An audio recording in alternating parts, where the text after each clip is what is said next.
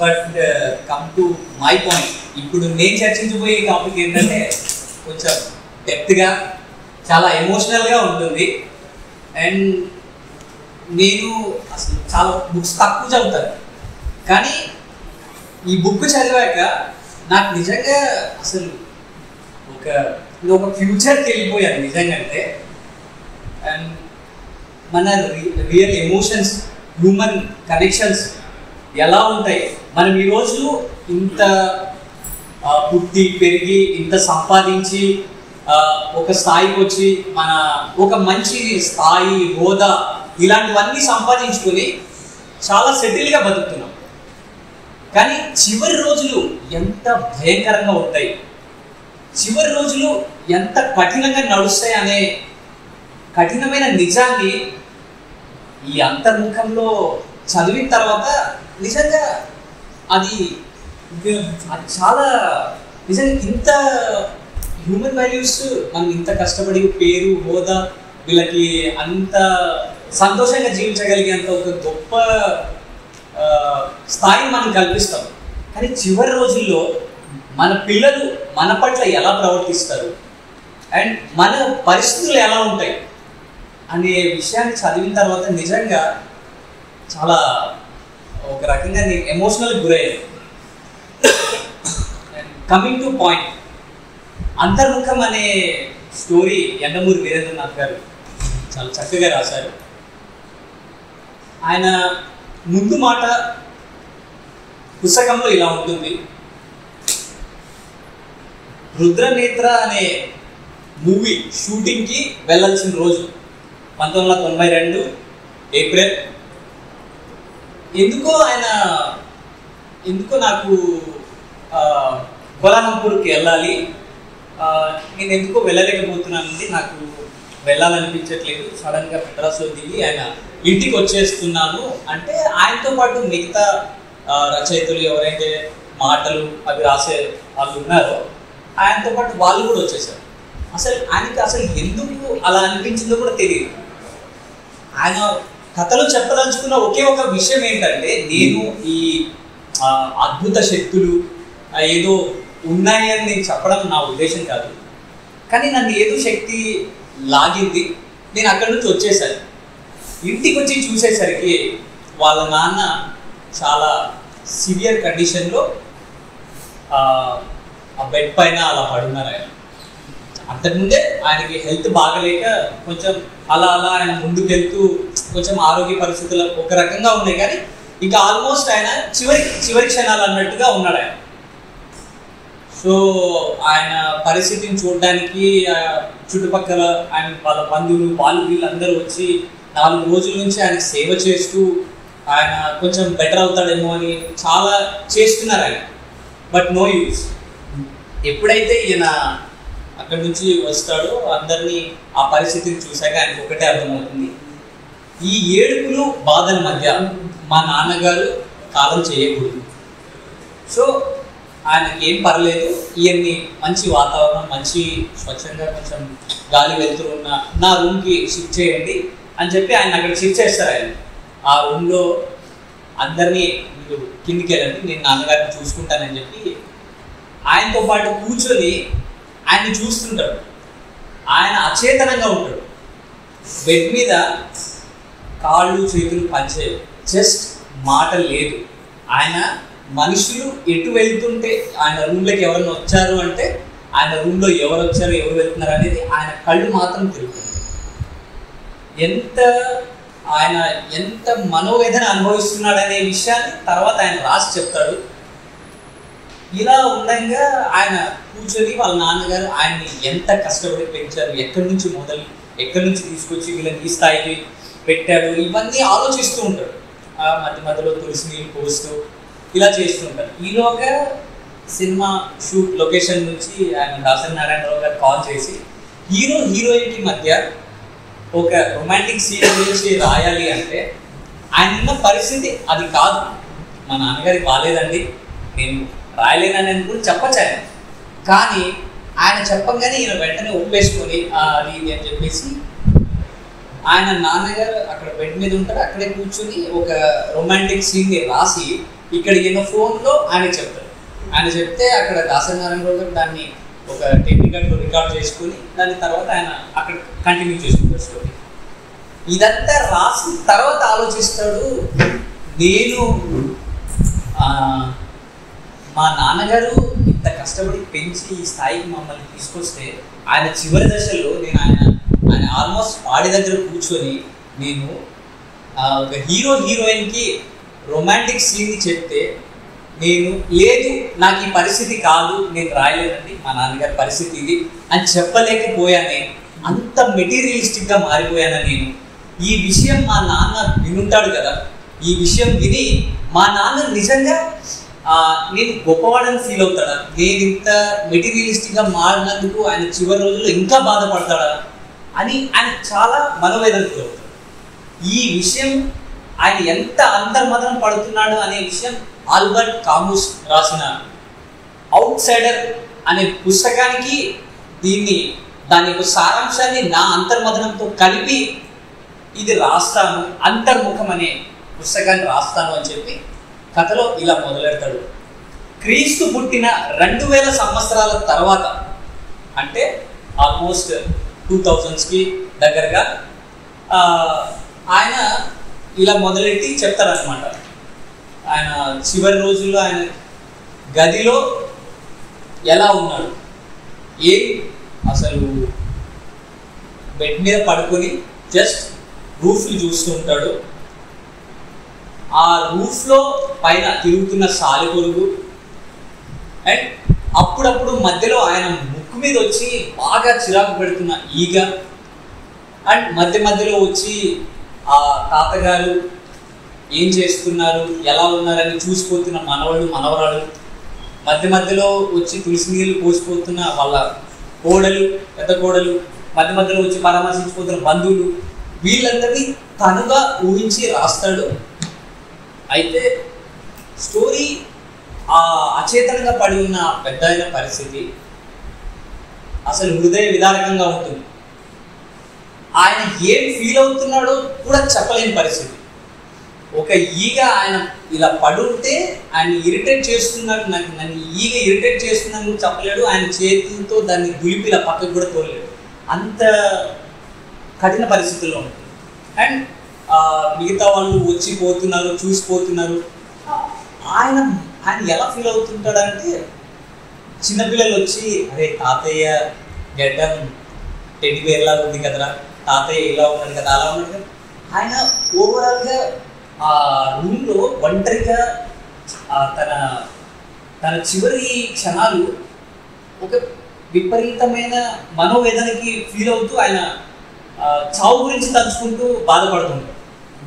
అట్లాంటి ఆ చిన్న ఆయన ఆలోచనలు మార్చడానికి సరదాగా వచ్చి ఆడి వెళ్తున్న ఆ చిన్నపిల్లల్ని కూడా తాతయ్య గారు నిద్రపోతున్నారు, ఆయన ఇబ్బంది పెట్టకండి అని చెప్పి ఆయన తీసుకెళ్ళిపోతుంటే, అరే నాకున్న కాస్త సంతోషం, నా ఆలోచనలు మర్చిపోయి కాసింతసేపు వాళ్ళని చూసి పిల్లలు ఎంత చక్కగా ఆడుకుంటున్నారు, పిల్లలు పోసినవులు ఎంత బాగున్నాయి అని సంతోషించే ఆ క్షణం కూడా లేకుండా తీసుకెళ్ళిపోతున్నారే అని బాధపడతారు ఆయన. అండ్ పెద్దవాళ్ళు ఎవరైనా వచ్చి ఎలా ఉన్నారు మీ నాన్నగారు అది, ఎందుకంటే ఆయనకి ఇలాంటిది ఏదో కావాలి, అది ఆయన పరితపిస్తూ ఉంటాడు. ఎవరు లేని ఒక రూమ్లో ఒక పెద్ద ఆయన్ని అలా బెడ్ మీద పడుకోబెట్టేసి అందరూ ఆయన రెస్ట్ తీసుకొని ఆయన్ని డిస్టర్బ్ చేయకండి ఆయన వదిలేసి వెళ్ళిపోయి ఆయన ఎంత ఫీల్ అవుతుంటాడు అంటే, ఎవరైనా నా పక్కన ఉంటే బాగుండు, ఏదైనా నాతో చెప్తూ ఆయన వింటున్నాడు, అన్నీ ఆయనకు తెలుస్తున్నాయి, బట్ మాట్లాడలేడు, చెప్పలేడు. ఇదిలా సాగుతూ ఉంటుంది. అండ్ ఫైనల్లీ ఆయన కాలం చేస్తాడు. ఈ విషయాన్ని తన బంధువులకి వాళ్ళకి వీళ్ళకి చెప్పి ఎంత హంగామా చేసి ఇబ్బంది పెట్టకూడదు అని చెప్పి ఆయన నెమ్మదిగా వాళ్ళ తమ్ముడికి చెప్పి ఆ మిగతా కార్యక్రమాలు ముగించేస్తారు. ఈయన కాలం చేసిన తర్వాత వైతరణి నది ఒడ్డు చేరుకొని అక్కడ వెళ్తాడన్నమాట. వెళ్ళిన తర్వాత ఈయన్ని దేవుడితోటి కొంచెం ముఖాముఖి ఉంటుంది, ఈయనకి మాట్లాడుతూ ఉంటాడు.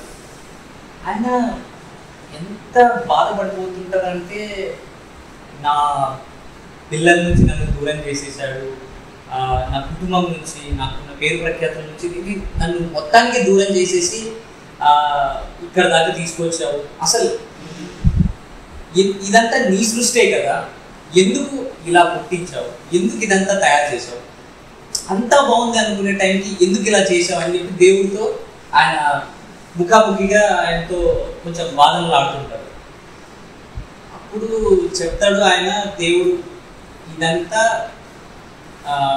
ఒక కాలం వరకే ఉంటే ఏదైనా బాగుంటుంది, అదంతా మీరు ప్రేమ అనుకుంటున్నది అవసరం, అవసరానికి మనిషికి మధ్య అవసరం, ఆ పరిస్థితులు మారే కొద్దీ అవసరాలు మారి అవసరాలు తీరి బంధాలు, ఈ బంధుత్వాలు అనేవి తెగిపోతాయి, అవి ఉన్నన్ని రోజులు ఉండి తర్వాత ఎవరికి ఇబ్బంది పెట్టకుండా వచ్చేయడమే చాలా బాగుంటుంది అని చెప్తే, లేదు ఇదంతా నీ కఠినమైన మనసు, నువ్వు చేస్తున్నావు అది ఇదని దేవుడితో బాగా దెబ్బలాడితే, సరే ఇదంతా కాదు, నేను చెప్తున్నదంతా ఇదేంటి అంత తప్పే అంటావు, నీ ప్రేమ నీ ఆప్యాయతలే నీకు చాలా ముఖ్యమంటావు కదా, సరే ఇప్పటి వరకు చరిత్రలో లేని విధంగా ఎక్కడ జరగని విధంగా నిన్ను తిరిగి భూమికి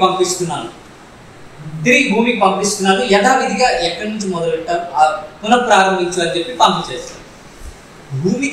నేను భూమి మీద పంపిస్తున్నాను అని చెప్పగానే ఆయన చాలా ఎక్సైట్ ఫీల్ అయ్యి చాలా సంతోషంగా, చాలా సమయం నాకు ఈ జన్మకి చాలు, నాకు తిరిగి నన్ను భూమికి పంపిస్తున్నందుకు నేను చాలా చాలా సంతోషపడుతున్నాడు అని చెప్పి చాలా ఎక్సైట్మెంట్లో ఆయన యథావిధిగా వచ్చేస్తాడు.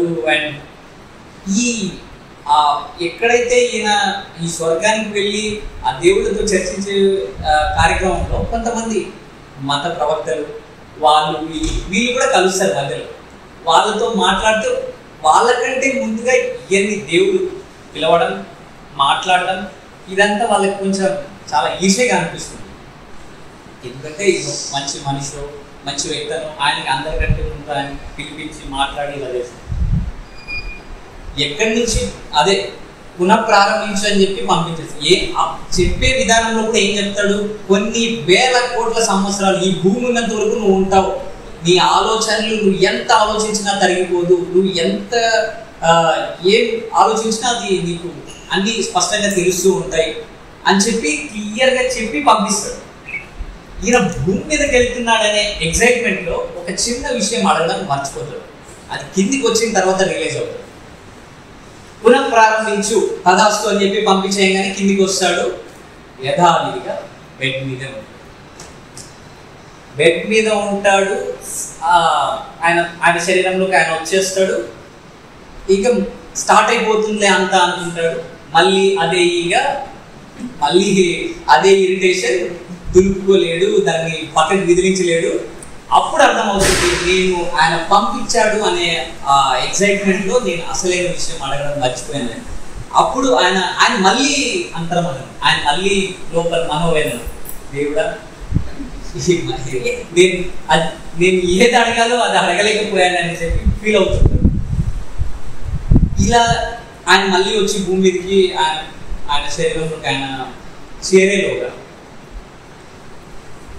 ఇప్పటిదాకా ఆయన్ని చాలా ప్రాణంగా చూసుకున్న కొడుకులు, కూతుళ్ళు, ఆయనని అసలు ఈయనకి చిన్న కూతురు అంటే నా కూతురు నేనంటే ప్రాణం, నేనంటే అసలు పడి చచ్చిపోతుందనే అంత విపరీతమైన ప్రేమ ఉంటుంది ఈయనకి. నిజాలు ఎంత కఠినంగా ఉంటాయో ఆయన తిరిగి భూమి మీదకి వచ్చిన తర్వాత అప్పుడు ఒక్కొక్కటి రంగు బయటపడుతుంటుంది. అది నిజంగా ఆయన సరే ఇప్పుడు ఈయన ఇన్ని రోజులు పడిన వేదనకి నా కొడుకులు నా కూతుర్లు అంతా నా దగ్గర, నేను వాళ్ళ దగ్గరకు వచ్చేసాను, కనీసం వాళ్ళ ప్రేమలు ఆప్యాయతలు చూస్తాను, బతకొచ్చులే అనుకుంటాను. పక్కనే ఈయన ఇలా రాగానే ఇంక చనిపోయాడు అనుకొని ఈయనకి అదే ఆయన కళ్ళు తెరవంగానే ఫస్ట్ చూసే మొదటి దృశ్యం ఆయన బొటని వేళ్ళు రెండు కట్టేసి ఆయన ఇంకా చివరి కార్యక్రమాలకి సిద్ధం చేస్తుంటారు. ఆయన పెద్ద కొడుకు కళ్ళు తెరిచి చూడంగానే ఆయన పెద్ద కొడుకు కార్యక్రమాలు చేయడానికి ఇలా చూడంగానే ఈయన కళ్ళు తెరవడం చూసి ఆనందిస్తారేమో అని ఈయన చాలా ఎగ్జైట్ ఫీల్ అవుతుంది. కళ్ళు తెరవడం చూడంగానే భయం. ఆయన వాళ్ళ నాన్న ఆయన ఎలా ఫీల్ అవుతుంది, నేను మళ్ళీ బతికాననే సంతోషం నా పిల్లలకు ఉంటుంది అని చాలా గొప్పగా ఫీల్ అవుతుంది. ఆయన మళ్ళీ కళ్ళు తెరవగానే వాళ్ళ కొడుకు భయపడిపోతారు. అసలు మిగతా వాళ్ళు కూడా చూసి చాలా భయభ్రాంతులు గురై దూరం దూరం పారిపోతుంది. ఈ బంధువు ఆయన చూడడానికి వచ్చిన ఒక బంధువు ఎవరో ఆయన వచ్చి చూసి ఆయన చూస్తాడు. ఇది ఏం చెప్పలేదు కదా, మాట్లాడలేదు, జస్ట్ ఏం జరిగినా చూస్తూ ఉంటాడు, అది ఫీల్ అవుతుంటుంది. అంటే ఎవరో అంతమంది భయపడుతుంటే వాళ్ళలో ఉన్న ఒక ఆయన వెళ్ళి ఆయన అడిగే ప్రశ్న ఏంటంటే, మీరు చనిపోయాక దేవుడిని చూసారా, దేవుడితో మాట్లాడారా? సరే నేను పని చేస్తాను. ఆయన ఏంటంటే ఆయన కొంచెం ఈ ఏంటి జ్యోతిష్యాలు అవి ఇవి చెప్తూ కొంచెం పురాణం అవి దానిపైన అవగాహన ఉన్న ఆయన దగ్గరికి వెళ్ళి, మీరు మాట్లాడలేరు కదా, మీరు ఏం మాట్లాడకండి, నేను మీతో ఒక చిన్న డీల్ చెప్తున్నాను. ఏంటంటే మీరు దేవుడిని చూశారని చెప్పండి, అండ్ అక్కడ జరిగిన విషయాల గురించి, ఇక్కడ ఏదో అద్భుతాలు జరుగుతుందనే విషయం గురించి నేను చెప్తుంటాను. మీరు అవునంటే ఒక్కసారి కన్నురెప్ప కొట్టండి, కాదంటే 2 సార్లు కొట్టండి, అంతే. దీన్ని మనం భక్తిగా ఇలా పిచ్చిగా మూఢనమ్మకాల మీద నమ్మే చాలా మంది భక్తుల్ని మనం పోగేసి దాన్ని మనం క్యాష్ చేసుకున్నాం. 50% నీకు 50% నాకు అని చెప్పి డీల్ మాట్లాడారు. వాడిని ఏం చెయ్యాలో కూడా తెలియక ఆయన ఏం చేయలేని పరిస్థితి, అట్లా ఫీల్ అవుతుంటుంది.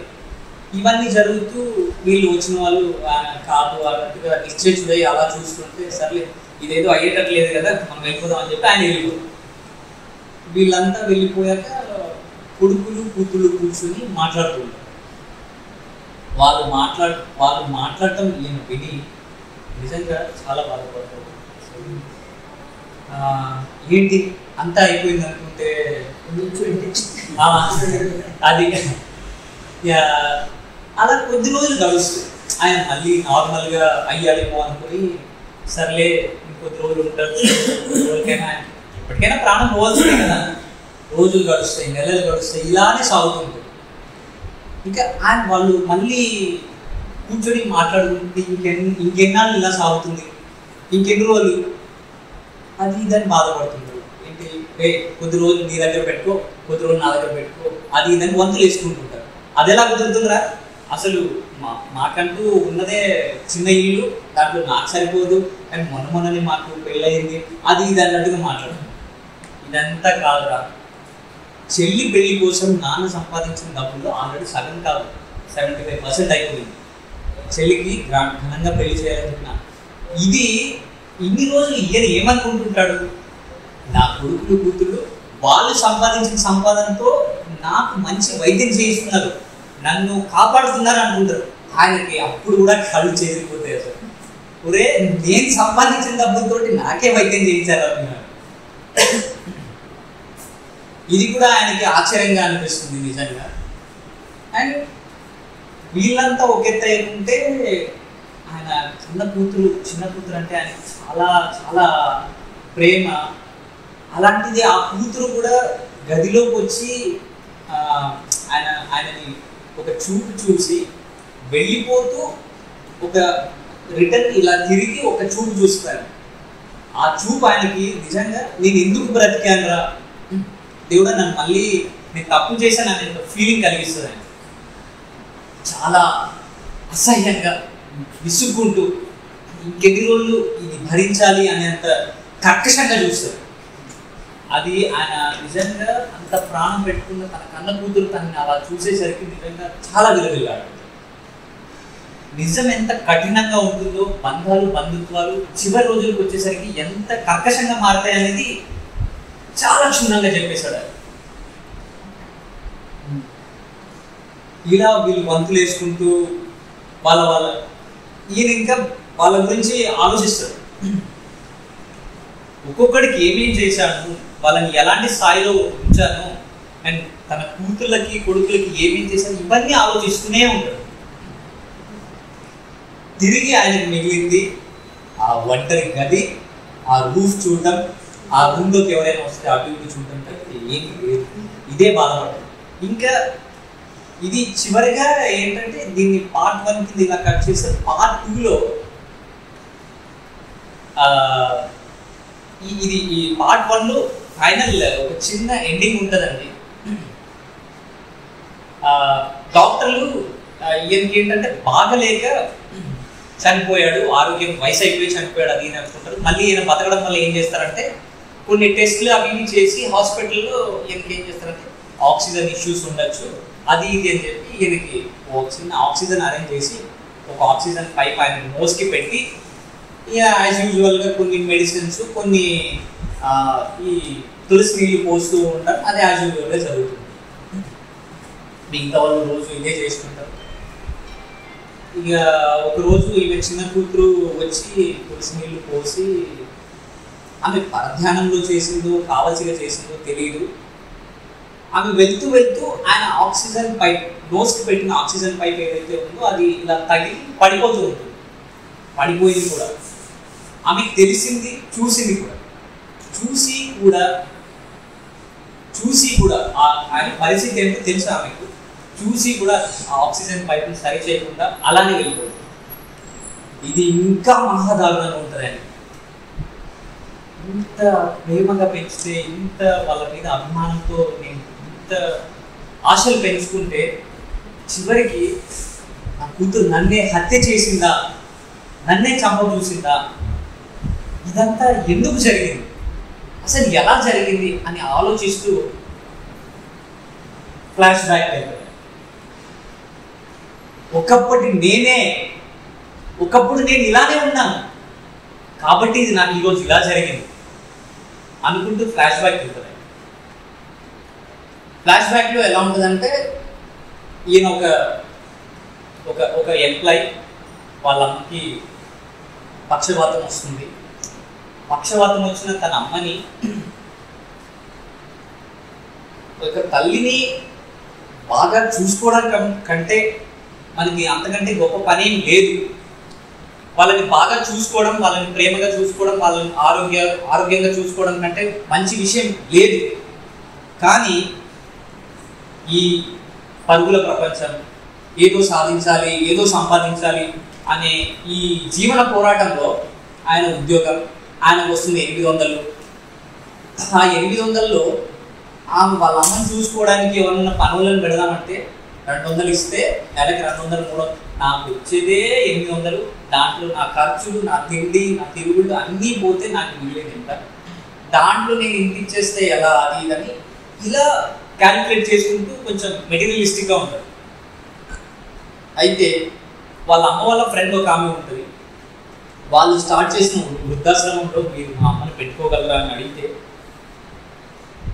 అదంతా ఒక క్రిస్టియన్ సంస్థ వాళ్ళు నడుపుతుంటారు. ఈ వృద్ధాశ్రమం ఏదైతే ఉందో అక్కడ డాక్టర్లు కానీ, అక్కడ సేవ చేస్తున్న నర్సులు కానీ అంతా వీళ్ళే ఉంటారు.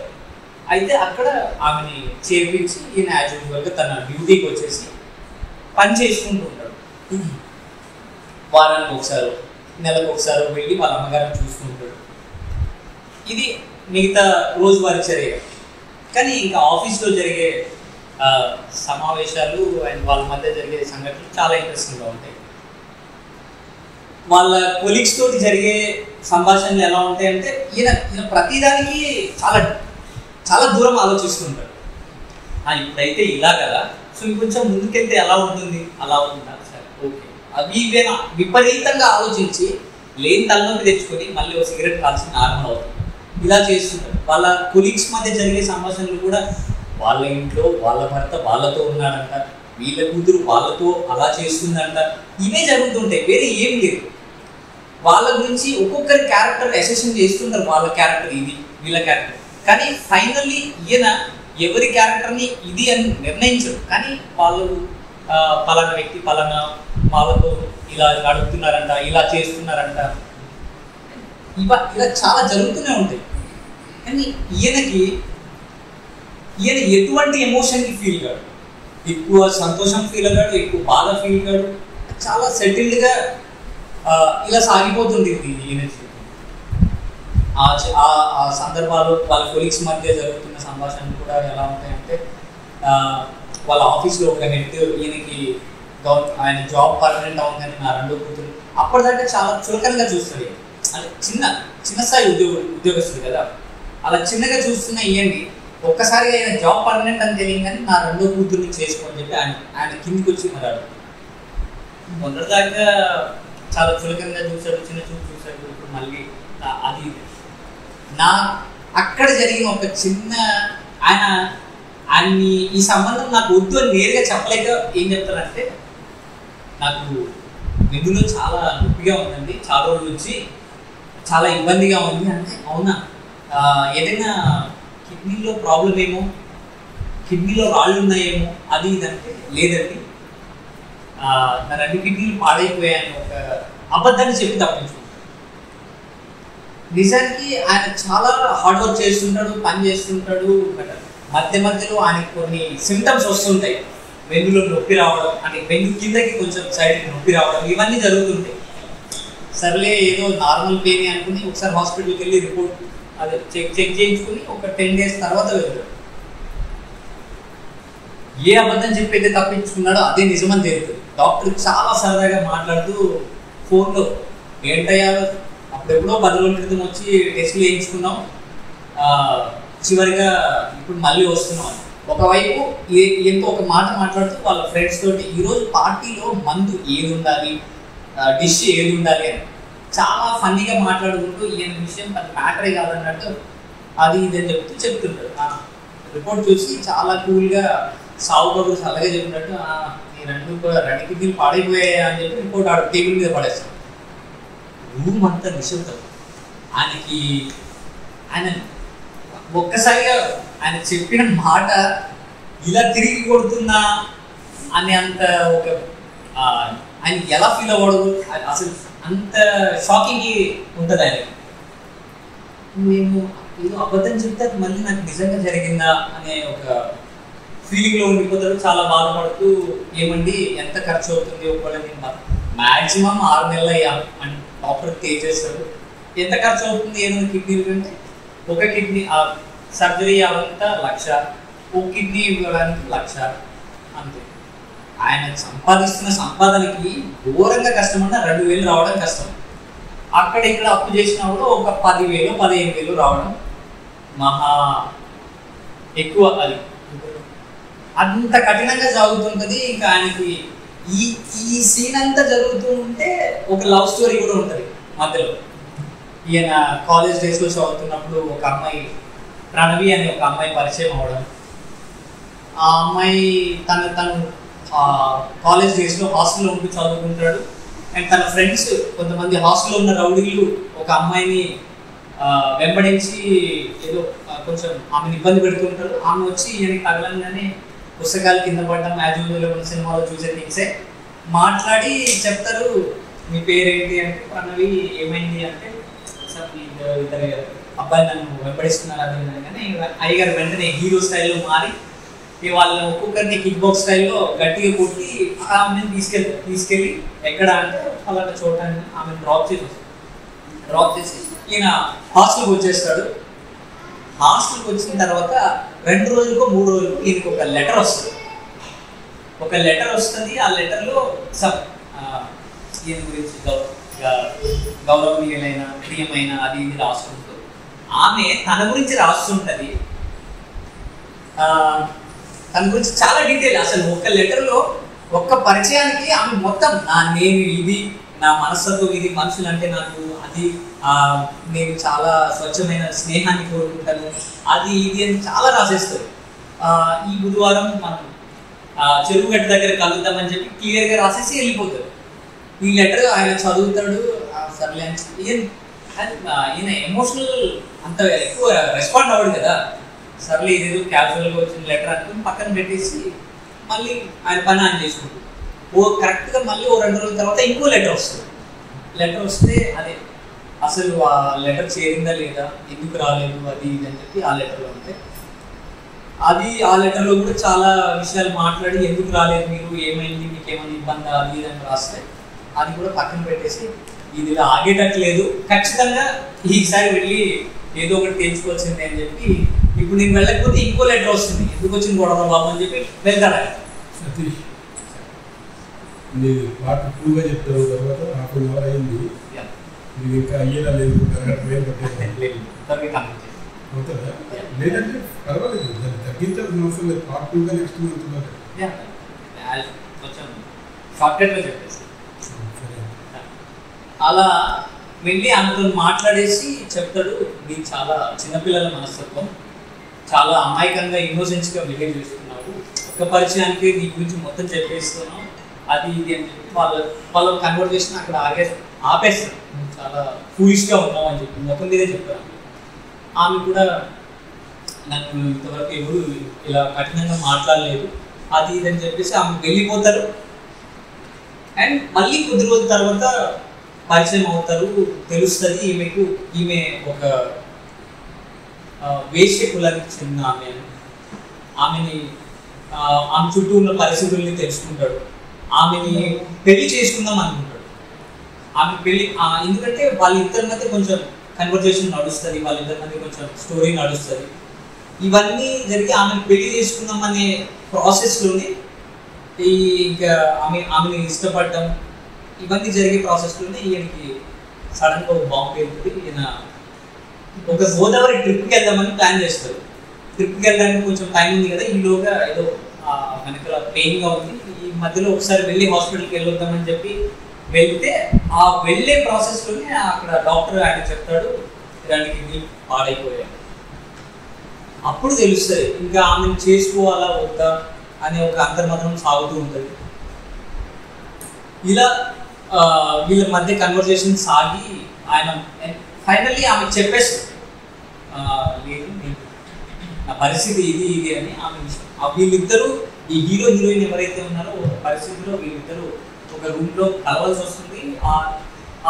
ఆ నైట్లో ఆమెకు చెప్పేస్తారు, చాలా క్లోజ్గా ఉన్న మూమెంట్లో ఆమెతో చెప్పేస్తాడు. ఆమెకు మళ్ళీ ఇబ్బంది కలుగుతుంది. ఏమైంది అంటే ఇది నా ఇష్యూ అది. ఆమె కూడా భయపడి దీన్ని మనం ఏ విధంగా సరి చేయలేమా అండ్ దీన్ని మనం నార్మలైజ్ చేయడానికి ఏదైనా మార్గం ఉందంటే ఏమీ లేదు, అది చాలా క్లియర్గా. అండ్ ఎంటైర్లీ స్టోరీ ఏంటంటే ఆ బుక్లో చాలా క్లియర్గా చెప్పుకున్న విషయం ఏంటంటే ఈ మనుషుల మధ్య ప్రేమానురాగాలు, వాళ్ళ మధ్య ఆప్యాయతలని మనం ఒక భ్రమలో ఉన్నామని చెప్పాలో ఏం చెప్పాలో తెలియట్లేదు నిజంగా. మీ ఫైనల్ స్టేజ్ ఎలా ఉంటుంది ఆయన అలా చెప్తుంటే నిజంగా ఒకసారి భయం వేస్తుంది అండ్ బాధ కూడా వేస్తుంది. జస్ట్ ఇమాజిన్, ఒక్కసారి మనం ఇంతగా అభిమానాలు ప్రేమలు పెంచుకున్న మనవాళ్ళు మన పట్ల అంత కఠినంగా వ్యవహరిస్తారు, ఆ రోజులు అంత కఠినంగా ఉంటాయి, అంత దారుణంగా ఉంటాయని మనకు తెలిస్తే లేదా మనం అనుభవిస్తే అది ఎంత బాధకి గురి చేస్తుంది.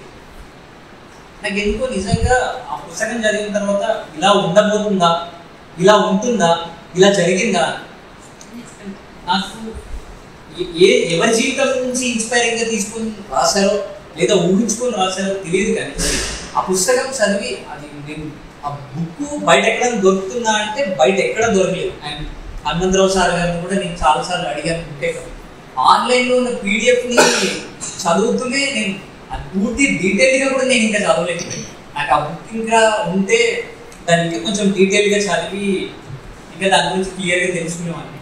అండ్ నాకు చదివినంత వరకు నాకు అర్థమైన విషయం ఏంటంటే అండ్ మనందరికీ ఆ బుక్ ఒక్కసారైనా చదవాలి.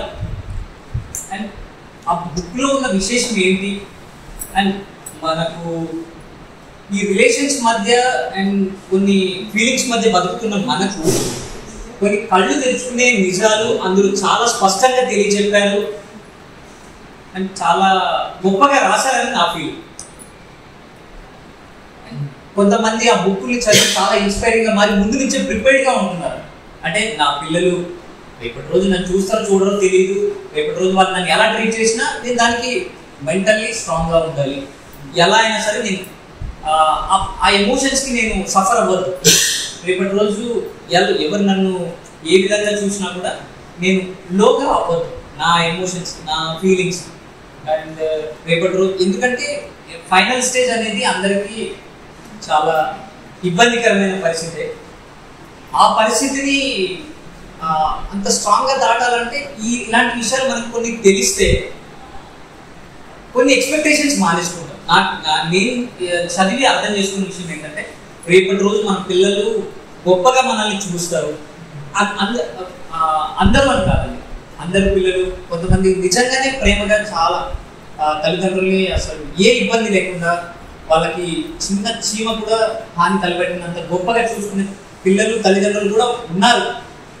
అందరూ ఇలా చూస్తారని చెప్పలేను, కానీ నాకు అర్థమైన విషయం ఏంటంటే ఈ బుక్ ద్వారా నిజంగా ఒకవేళ రేపటి రోజు అనేది ఇలా ఉంటే ఆ ఎమోషన్స్ని మనం ఎలా కంట్రోల్ చేసుకోవాలి, ఆ ఎమోషన్స్కి మనం ఎలా గురవకూడదు, ఆ ఫీల్ మనం ఎలా దాటవచ్చు అనే విషయాన్ని నాకు అర్థమైంది ఆ బుక్ ద్వారా. ఇంకా అదే సార్ చెప్పినట్టు స్టోరీ చాలా పెద్దది అండ్ ఇన్ని షార్ట్ టైంలో చెప్పాలంటే కొంచెం సమయాభావం. కాబట్టి ఆ బుక్ అయితే నాకు అర్థమైన విధంగా నేను చెప్పాను. మీ అందరి ముందు అలాంటి బుక్ గురించి చర్చించేంత నాలెడ్జ్ కూడా నాకు లేదు. చదివినంత వరకు, నాకు అర్థమైనంత వరకు, నేను తెచ్చుకున్నంత వరకు మీ ముందు అది ప్రస్తావించాను నేను. అండ్ ఇందులో ఏమైనా తప్పులు ఉన్నా, ఏదైనా మిస్ చేసినా అందరూ క్షమిస్తారని మనస్ఫూర్తిగా కోరుకుంటూ సెలవు తీసుకుంటున్నాను.